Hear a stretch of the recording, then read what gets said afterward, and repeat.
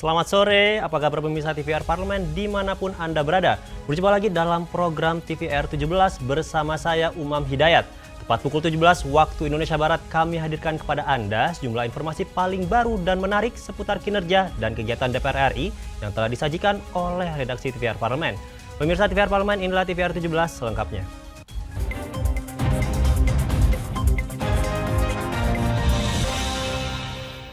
DPR RI menilai pemenuhan kebutuhan atas air dan sanitasi merupakan hak mendasar. Oleh karenanya kerjasama antar negara diperlukan untuk mengatasi krisis air yang dihadapi dunia saat ini.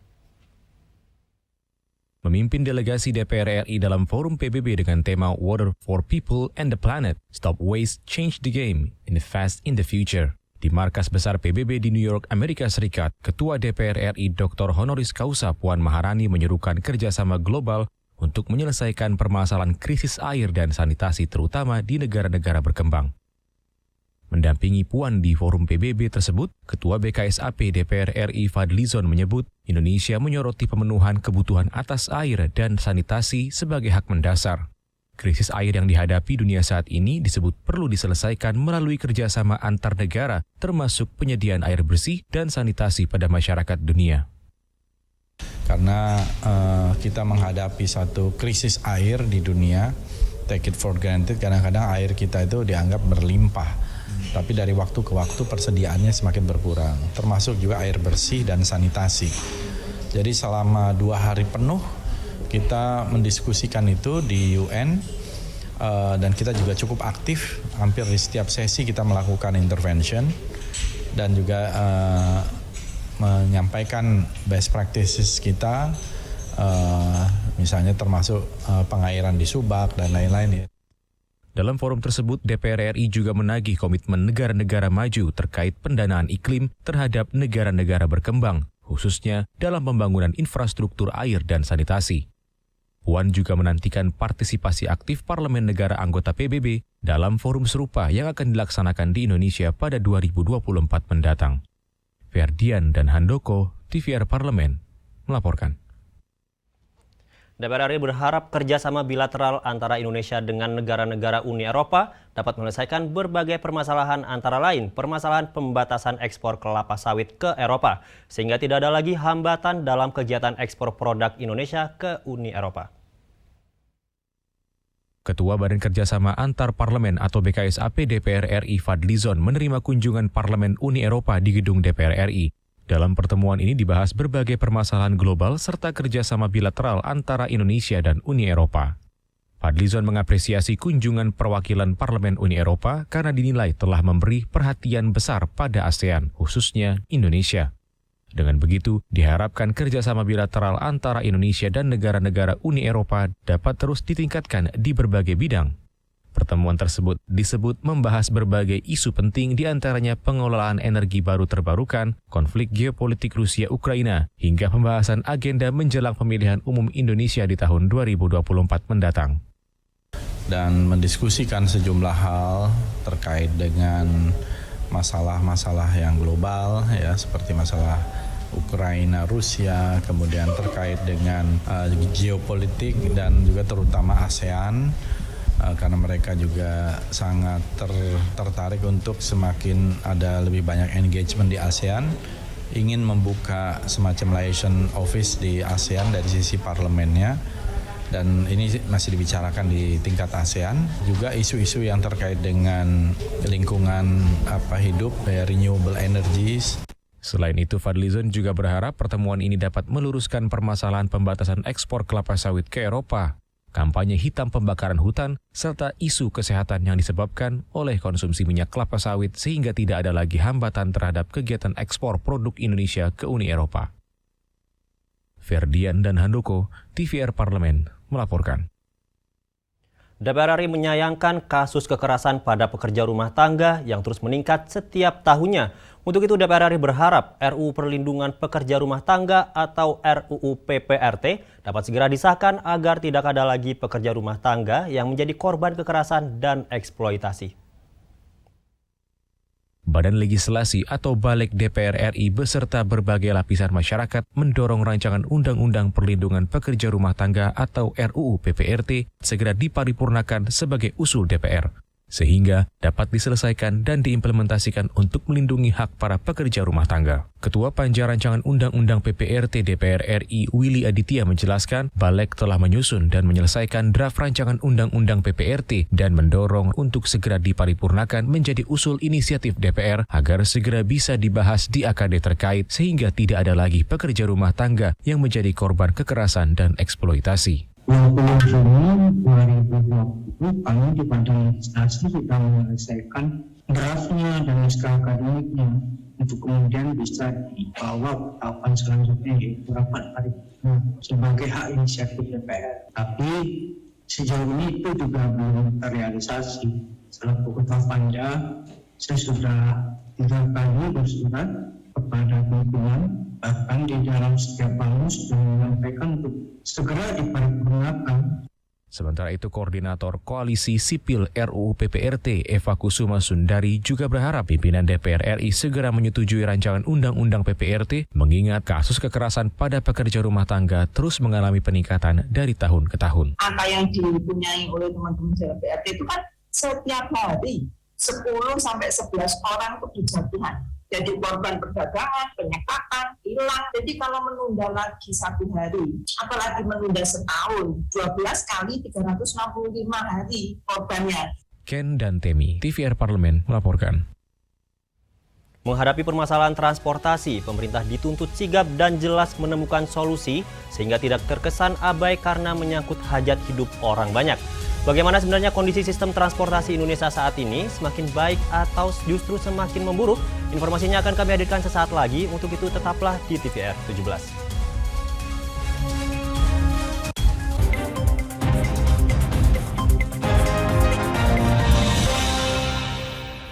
Utang-utang dulu saya. Mereka yang tidak cukup paham teredukasi bagaimana menyuarakan aspirasi demi memperoleh jawaban. Sini ditambang untuk seperti itu, warga sini tidak mengizinkan. Sebab apa itu menyangkut isi perut kami semua. Hadir menelisik mulai dari hulu ke hilir. Mengapa? Ini kalau kita telusuri kenapa banjir ini hampir setiap terjadi. Hingga menemukan apa yang belum terkuak secara nyata. Kan kabeh niku sedulur, Pak. Nek kula ngrencangi mriki, mesti mriki gelo, nek kula ngrencangi mriki mesti mriki gelo. Nggih kedah adil wae, Pak, tengah-tengah. Menghadirkan peran anggota DPR RI demi mendapatkan solusi.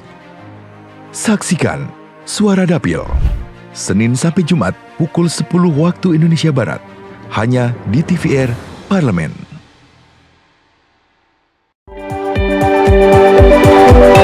Perempuan Parlemen mengungkap sisi kehidupan pribadi anggota DPR RI.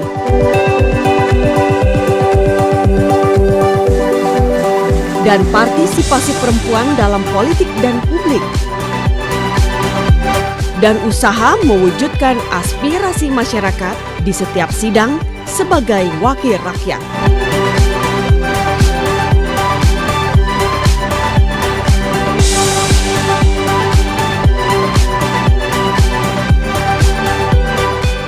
Keseharian dalam keluarga.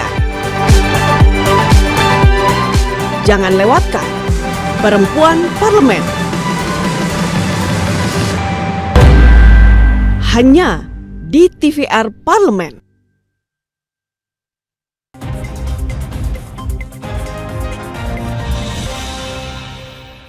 Kembali di TVR 17. Secara umum dalam 5 tahun belakangan, pemerintah telah membangun infrastruktur yang amat masif, termasuk dalam hal transportasi. Kemacetan yang terjadi di berbagai kota besar di Indonesia umumnya disebabkan oleh melesatnya jumlah kendaraan pribadi. Sifat konsumtivisme yang tinggi menyebabkan tingginya jumlah kendaraan bermotor.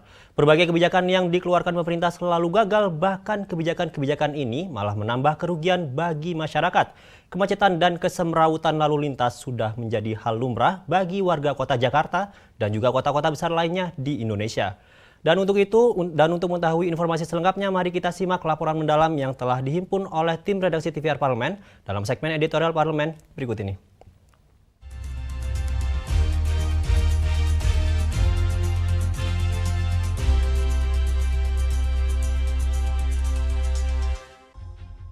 Membahas masalah transportasi yang terjadi di Indonesia tidak akan ada habisnya.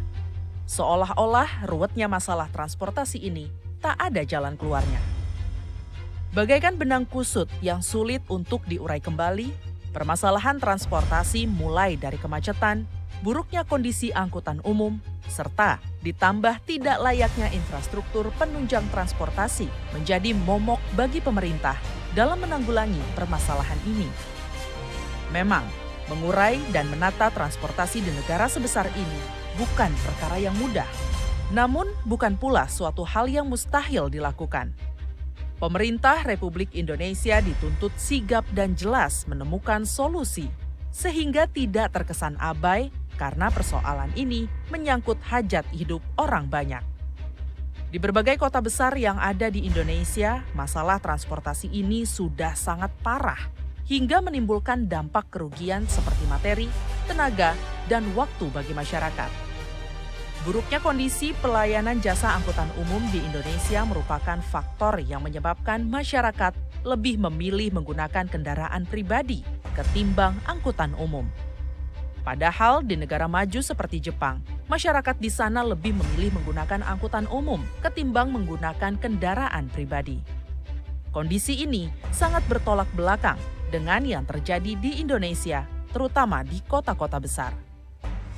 Pemerintah dinilai masih melahirkan kebijakan yang tumpang tindih dan mencela-mencele untuk menumbuhkan minat masyarakat beralih ke transportasi publik. Perlu ada kebijakan yang sinkron dan terintegrasi untuk mengatasi masalah transportasi, terutama kemacetan dan populasi kendaraan yang melesat terlalu tinggi. Pribadi. Lalu kebijakan-kebijakan yang tidak sinkron antara yang satu dengan yang lain. Ada rencana misalnya menaikkan tarif kereta, ada rencana menerapkan beberapa ruas jalan di Jakarta kemudian berbayar. Nah, ini kan bukan solusi, justru hanya memindahkan masalah kemacetan di satu ruas pindah ke ruas yang lain. Nah, karenanya perlu ada kebijakan yang terintegrasi supaya masalah dari hulu itu bisa diselesaikan. Selain itu, perlu ada regulasi khusus yang mengatur kepemilikan kendaraan pribadi agar masyarakat lebih tertib dan tidak asal membeli kendaraan hanya karena mampu, sehingga kemacetan di kota-kota besar dapat lebih tertangani. Tapi harusnya misalnya seperti di Jepang, untuk bisa membeli mobil kedua, mereka ada persyaratan khusus. Apakah dia sudah menyiapkan tempat parkirnya? Gitu. Jangan sampai nanti dia parkir di gang, akibatnya macet lagi gitu. Nah, kebijakan semacam ini perlu dibuat. Oleh karena itu pembenahan sektor transportasi ini harus menyeluruh sebagaimana di negara-negara yang lain. Jadi pemerintah kita harus siap menanggung beban. Jangan sampai beban pemerintah ini ditanggung oleh rakyat, termasuk di sektor transportasi. Rakyat sudah bayar pajak ya ketika membeli kendaraan. Ya, ada pajak balik nama, ada pajak bahan bakar. Nah, harapannya dari pembayaran pajak itu digunakan untuk membenahi fasilitas infrastruktur dan berbagai hal yang terkait dengan kelancaran transportasi. Tapi lagi-lagi kadang-kadang pemerintah membebani lagi di luar pajak, rakyat bayar lagi jalan-jalan itu. Lalu pajak kita dipakai untuk apa? Gitu. Agar kemudian tidak kayak di Jakarta lah. Harus ada aturan juga sebenarnya yang punya kendaraan itu bisa dibatasin. Atau kalau yang tidak punya garasi ya tidak boleh. Jadi persyaratan bagi yang punya kendaraan, boleh memiliki kendaraan harus punya garasi. Di Jakarta ini orang lebih gampang beli mobil ketimbang beli rumah. Orang banyak punya mobil tapi tidak punya rumah sehingga parkirnya di pinggir-pinggir jalan. Itu real terjadi ya. Makanya regulasinya harus ditata betul gitu kan. Untuk meningkatkan peminat transportasi umum, diperlukan upaya-upaya yang terpadu dan terencana. Pemerintah perlu memperbaiki fasilitas di terminal bus dan stasiun kereta, serta meningkatkan kualitas transportasi umum itu sendiri. Peningkatan pelayanan transportasi umum merupakan hal yang sangat penting bagi keberlangsungan dan kemajuan suatu kota atau negara. Meningkatkan pelayanan transportasi umum tidak hanya akan memberikan keuntungan bagi masyarakat, tetapi juga bagi pemerintah. Namun, segudang aturan terkait penyelenggaraan transportasi umum saja tidaklah cukup. Yang menjadi masalah di lapangan adalah sejauh mana pemerintah dan Pemda berpihak pada transportasi umum yang aman, murah, nyaman, dan berkeselamatan untuk mobilitas rakyat kebanyakan. Jika tidak dilakukan upaya serius dan terintegrasi, tentunya masyarakat tak akan pernah beranjak dari penggunaan kendaraan pribadi. Untuk itu, inilah saat yang tepat bagi pemerintah untuk mulai mengurai benang kusut yang sudah lama menyusut. Tim Liputan, TVR Parlemen melaporkan.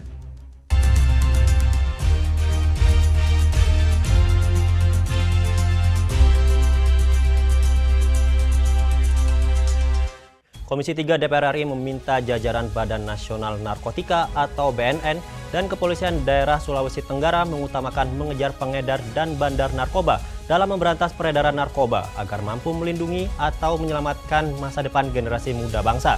Saksikan informasi selengkapnya. Untuk itu jangan kemana-mana, tetaplah di TVR 17.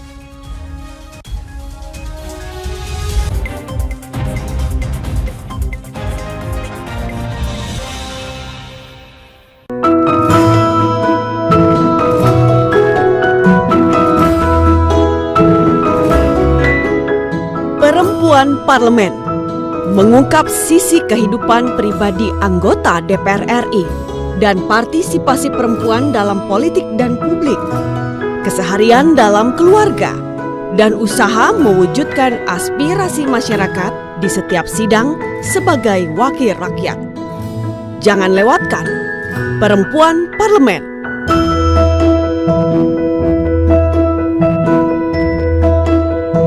Hanya di TVR Parlemen. Utang-utang dulu saya. Mereka yang tidak cukup paham teredukasi bagaimana menyuarakan aspirasi demi memperoleh jawaban. Sini ditambang untuk seperti itu, warga sini tidak mengizinkan. Sebab apa? Itu menyangkut isi perut kami semua. Hadir menelisik mulai dari hulu ke hilir. Mengapa? Nah, kalau kita telusuri kenapa banjir ini hampir setiap terjadi, hingga menemukan apa yang belum terkuak secara nyata. Kan kabeh niku sedulur, Pak. Nek kula ngrencangi mriki, sing mriki gelo, nek kula ngrencangi mriki sing mriki gelo. Nggih kedah adil wae, Pak, tengah-tengah. Menghadirkan peran anggota DPR RI demi mendapatkan solusi. Saksikan Suara Dapil, Senin sampai Jumat pukul 10 waktu Indonesia Barat, hanya di TVR Parlemen.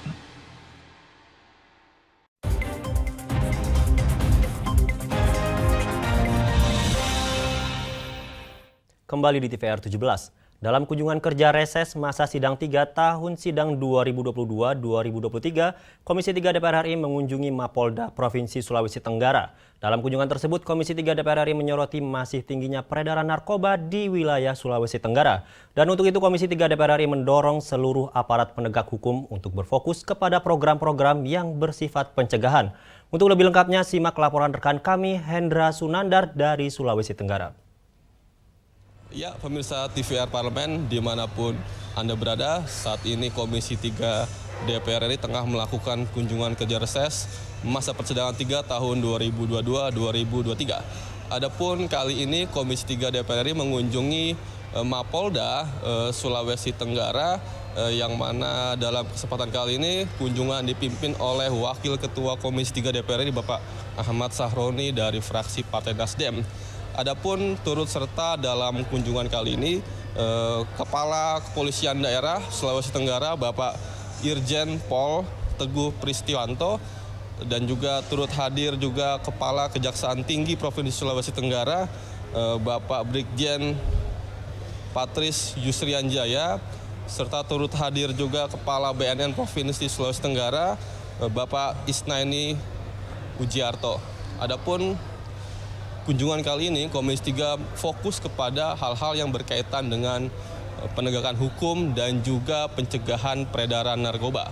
Karena sebagaimana kita ketahui bahwa Provinsi Sulawesi Tenggara ini kasus peredaran narkotika adalah menjadi hal yang paling besar dibandingkan kasus pidana lainnya. Hal ini terbukti dari komposisi narapidana yang berada di Lapas 2A Kota Kendari, yang mana disebutkan bahwa hampir mayoritas warga binaan di sana adalah yang berkaitan dengan kasus peredaran narkotika. Oleh karena itu, Komisi 3 DPR ini mendorong kepada seluruh aparat penegak hukum untuk bisa melakukan program-program yang bersifat pencegahan.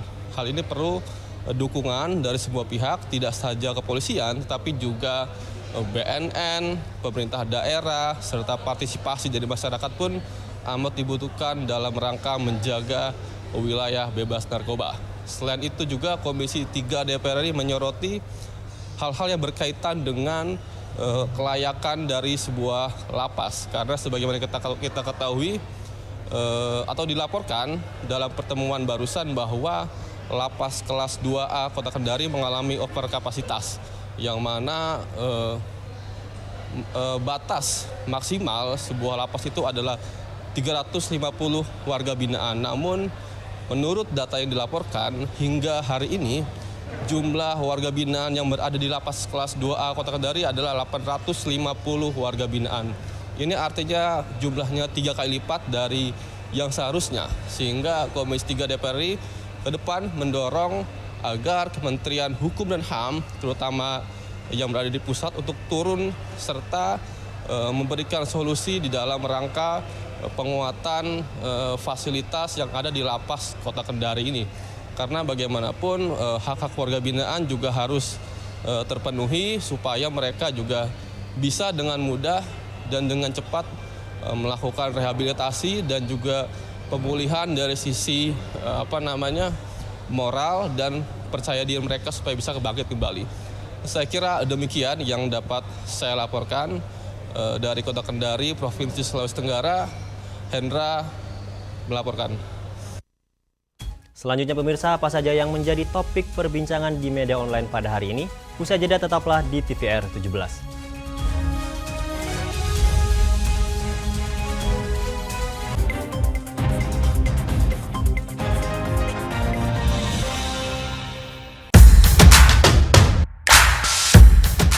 Berada di organisasi yang memperjuangkan kaum buruh, ini menjadi langkah awalnya untuk bisa bersuara dan berani mengambil langkah untuk berjuang. Kaum buruh Indonesia sampai hari ini masih sebatas memperjuangkan perut. Alasan Ibu bisa fokus terhadap tenaga kerja khususnya kaum buruh Indonesia itu apa sih, Bu? Kenapa kita di Indonesia khususnya gitu ya tidak menempatkan posisi perempuan pada posisi yang terhormat, punya hak dan kewajiban yang sama. Dikenal dengan pribadi yang tegas, siapakah sosok yang saya maksud?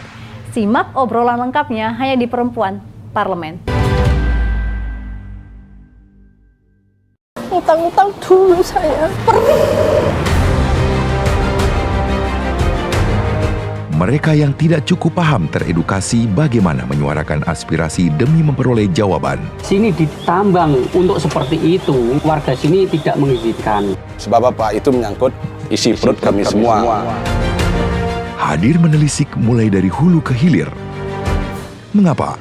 Nah, kalau kita telusuri kenapa banjir ini hampir setiap terjadi, hingga menemukan apa yang belum terkuak secara nyata. Kan kabeh niku sedulur, Pak. Nek kula ngrencangi mriki, mesti mriki gelo, nek kula ngrencangi mriki mesti mriki gelo. Nggih kedah adil wae, Pak, tengah-tengah. Menghadirkan peran anggota DPR RI demi mendapatkan solusi. Saksikan Suara Dapil, Senin sampai Jumat pukul 10 waktu Indonesia Barat, hanya di TVR Parlemen.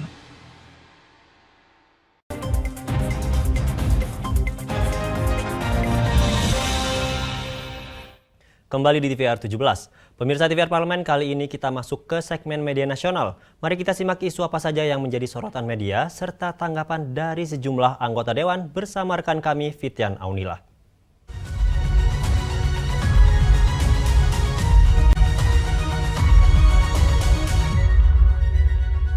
Baik, Terima kasih rekan Umam, dan sekarang pemirsa kita masuk ke segmen media nasional. Nah, berita pertama yang menjadi headline di media online yaitu Banggar ungkap DPR RI telah terima nama calon gubernur BI usulan Presiden. Nah, di sini bisa Anda lihat pemirsa, DPR RI telah menerima surat usulan calon gubernur Bank Indonesia dari Presiden Joko Widodo. Ketua Banggar DPR RI, Said Abdullah, dalam keterangannya Rabu 22 Februari kemarin mengatakan bahwa satu-satunya nama calon gubernur BI yang diusulkan oleh Presiden Jokowi kepada DPR ialah Peri Warjio. Usulan ini baru akan diproses oleh DPR sesuai mekanisme, yaitu setelah masa reses berakhir pada 13 Maret mendatang atau saat masuk persidangan yang akan datang. Nah, berdasarkan Undang-Undang Nomor 4 Tahun 2023 tentang pengembangan dan penguatan sektor keuangan atau UU PPSK, DPR RI berhak menyetujui dan menolak usulan Presiden paling lambat 1 bulan terhitung sejak usulan diterima.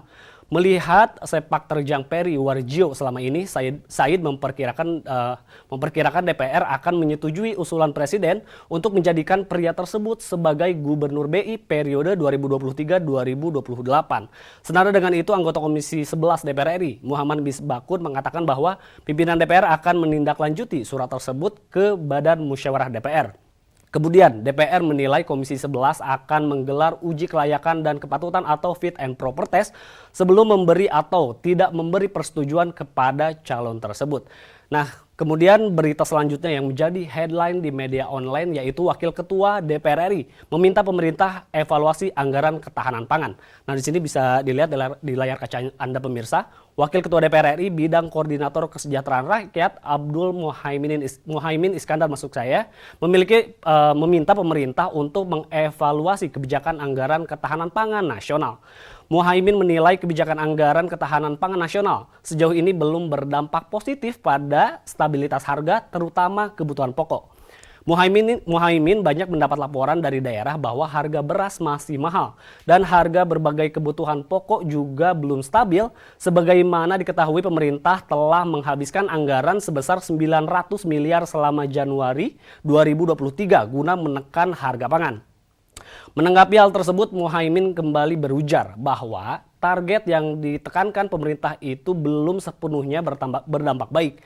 Sebagai informasi pemirsa, harga beras sejak akhir 2022 sampai saat ini terus mengalami kenaikan. Hal ini berlaku pada beras medium dan premium. Berdasarkan harga di panel harga Badan Pangan Nasional, harga beras medium menginjak harga sebesar 11.850 per kilogram dan beras premium sebesar 13.500 per kilogram. Nah, itu tadi headline di media online hari ini terkait Banggar ungkap DPR telah menerima calon gubernur BI. Usulan Presiden serta Wakil Ketua DPR RI meminta pemerintah mengevaluasi anggaran ketahanan pangan. Demikian dari saya pemirsa, kembali ke rekan Umam.